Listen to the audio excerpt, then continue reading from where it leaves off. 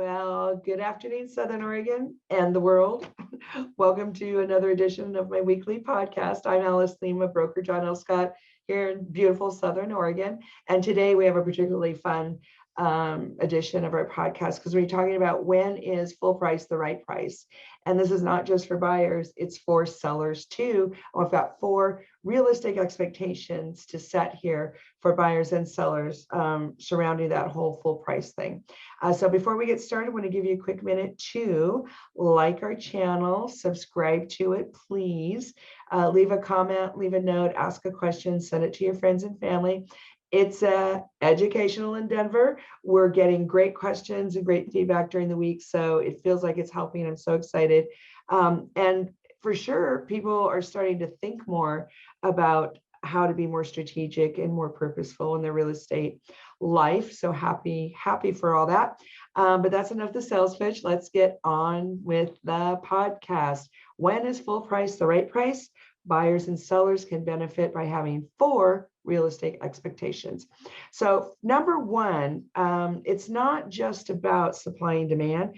It's about supply and demand of the property you are trying to purchase or you are trying to sell. So yes, lots of us run the numbers and see what is going on in the neighborhood we want or how many houses we have to choose from.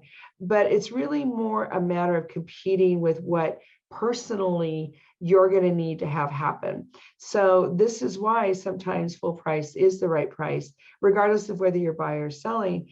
And it doesn't always have as much to do with supply and demand. It has to do with supply and demand of what you need to have happen. And if you're a buyer and you need to have a real specific something, then sometimes that's how you get it. And if you're selling, then sometimes you're not going to get full price because there's other factors weighing into the buyer's decisions. And we're going to talk about that next. So number 2 is just going back to basics, assessing the quantity of selection. So if you're buying, we all do this, and thank goodness for all these great apps that we have now, the real estate apps. It really levels the playing field for the general public, and that's a good thing.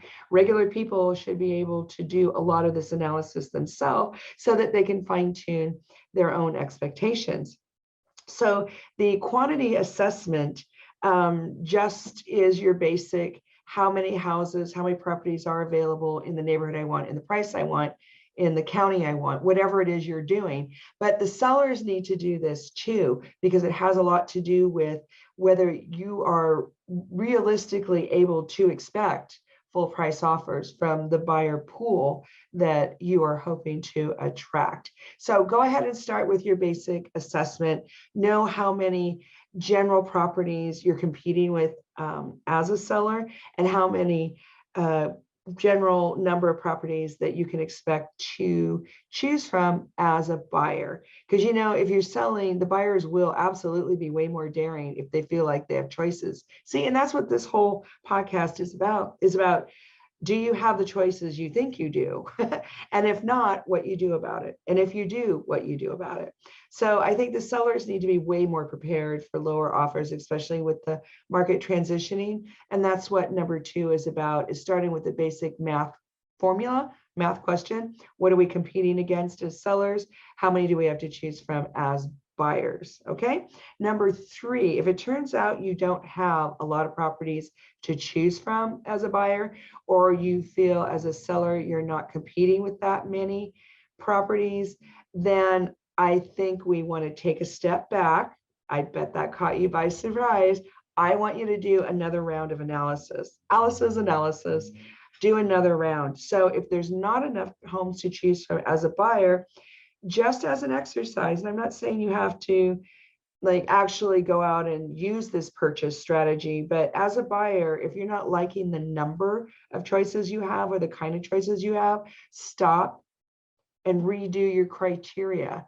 Set it for a higher price, just as an exercise. I'm not saying you're going to spend that money, but I want you to be informed so that you can make different decisions and have more choices. So reset the zip codes, reset the price, reset the size of the yard, reset the bedrooms. Sometimes you can get an amazing property that actually has the space you need, but nobody's looking at it because the apps are set for 3 bedrooms kind of automatically. Go down into the 2 and 1 bedrooms, because as you know, a little bit of rehab can go a long way. But if you're selling, you want to do the same thing. You might be sitting there thinking, I've got the Taj Mahal. Nobody has anything like it. Well, maybe yes, maybe no. So again, sellers, do the exercise, change the criteria, open it up, because the buyers are going to do that. If they listen to me, for sure, they're going to do that. But they're probably going to do that anyway at some point, just because everybody wants what they want. And if they don't get what they want, then they try to figure out what else they can do to get what they want. So sellers, you need to be prepared for that. It doesn't hurt anything to expand what you think you're competing against and have a little broader perspective, just so you're prepared. Okay. That's what these podcasts are all about, making good decisions based on research and be prepared and getting what you need.